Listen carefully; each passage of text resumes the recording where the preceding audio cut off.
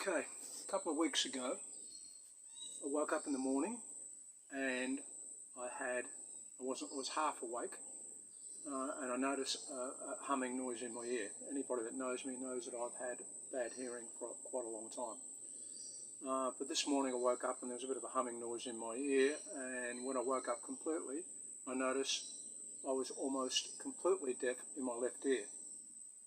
It was a bit of a concern, so what I did is I thought I'd check it out, and I thought, probably it's wax in my ears. So I arranged to try and get my wife previously had wax in her ears, and she had a special syringe thing for getting the wax out of her ears, so we did that, try and get the wax out of my ears, and nothing came out. Luckily I've got an ear camera, and I looked in there and I saw there was what looked like some wax. Perhaps I'll show some photos of that. And when I did it, it didn't make any difference. So I tried going a little bit further and put in some drops to soften up what I thought was going to be wax, and to try to get it out, and still nothing came out. Even tried baby oil, that didn't make any difference either. So that was on a Saturday. On the Sunday I just put up with it, and on the Monday I went to my local GP, and she looked in my ear and said, oh, you've got an ear infection, that's why you can't hear. And I said, no, but my hearing just woke up in the morning, it wasn't there. And she said, oh, that's because you probably have wax in your ear, and then when you removed the wax out, it gave you a hearing infection. Didn't quite gel with me, but anyway, I took her advice, and she just gave me, initially she said, I'll give you some antibiotics. And I said, okay, in a tablet form or drop form? She said, in a tablet form. I said, why? Because antibiotics, you shouldn't take antibiotics if you don't need them. And she said, oh, it'll be messy using tablets, using drops. So I decided I will have drops. They cost me $40, but anyway, I put the drops in. She said, come back and see me in a week. So I came back in a week time, and after a week's time, it was no different whatsoever. So I said to her, what do I do now? And she says, all I can do is send you to a ear surgeon. And I said, how long will that take? You got private health insurance? I said, no. He said, oh, it could be a couple of weeks, a couple of months, depends on how long we're going. So I said, well, I'm really concerned because I've lost my hearing in my ear. Doesn't seem to be right. She says, oh, you could go to emergency. And I said, is this an emergency? She said, yes, it is. I said, well, is it an excuse to go to emergency, or is it an emergency? Anyway, I didn't quite get the answer to that one. So about 3 o'clock one Saturday afternoon, I go to the emergency at the Logan Hospital, tell them I've got this sick condition. So I wait there for about 5 hours, and after 5 hours I see somebody.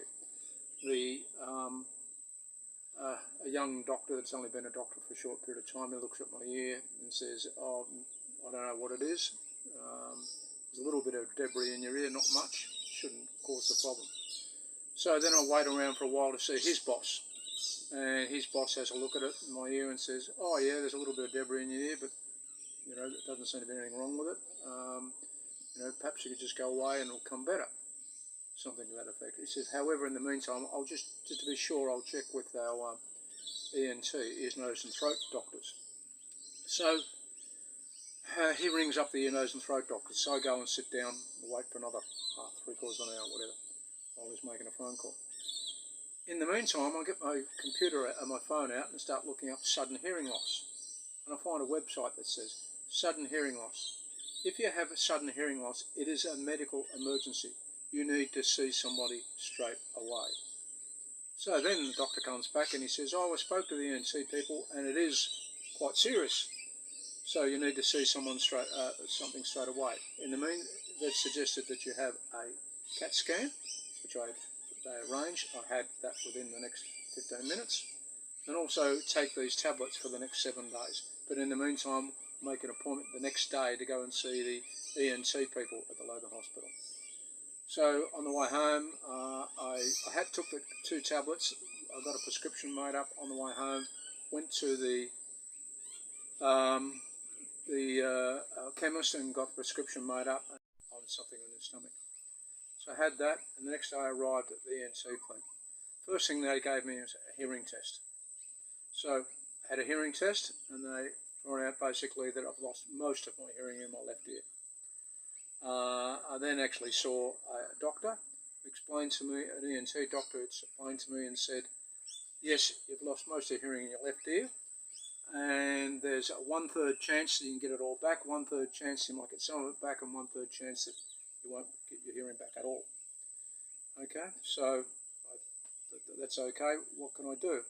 He explained there's a couple of three things. One is the medication you're currently on. Continue to take that and come back in a week's time, which seemed to be a bit, crazy to me. If it's that serious, why am I going to be in a week's time? But anyway, so I waited for just under a week, 5 days time, and came back. And then he said, well, the next thing we can do is put an injection into your ear. And that's what I thought I was going back for, all right? So I think actually I might have gone back another time. I can't remember now. I'm starting to lose concentration as to track of what actually happened. But anyway, I came back, and then they gave me an injection in my ear. And then I saw another doctor, his subordinate, I suppose, and he said, we can give you an injection in the ear, or we can put you in what's called a hyperbolic chamber. You can have either treatment.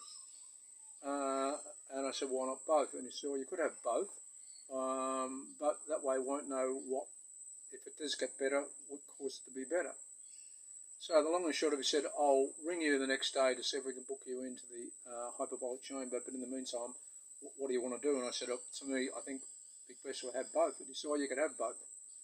Righto. So the next day, I didn't hear anything, and the day after that it was the day after that I actually went back, and got a injection in the ear, which involves deadening the ear, have an injection put into the middle ear. In the meantime, I looked up a few things, and apparently this is not quite uncommon. There is between 1 and 5 people per 5,000 people have this condition. The technical name for it is, I can't remember, but I'll write it down underneath this. And the important thing is that they say it's very, very important that you get to have some treatment straight away. So I'd already had firstly a week and a half's delay before I had any treatment, and that is my problem now. If I had had treatment straight away, I might have got more chance, I won't say I will, but I have more chance of getting hearing back. And that's the reason I'm doing this video, to warn people that if you have sudden hearing loss, in other words, your hearing is quickly lost, right? First thing to do is to go and see an ENT specialist. Don't see your local GP, because they probably don't know that a sudden hearing loss is a medical emergency and you need to be treated straight away. Don't go to the emergency department of a local hospital. If you do, go to the emergency department and say you want to see an ENT specialist, because you are of the understanding that if you have a sudden hearing loss, then the chances of it recovering are less the longer you delay. I delayed a week and a half. I'm going to have another injection on this Wednesday coming. I've already had 2 hyperbolic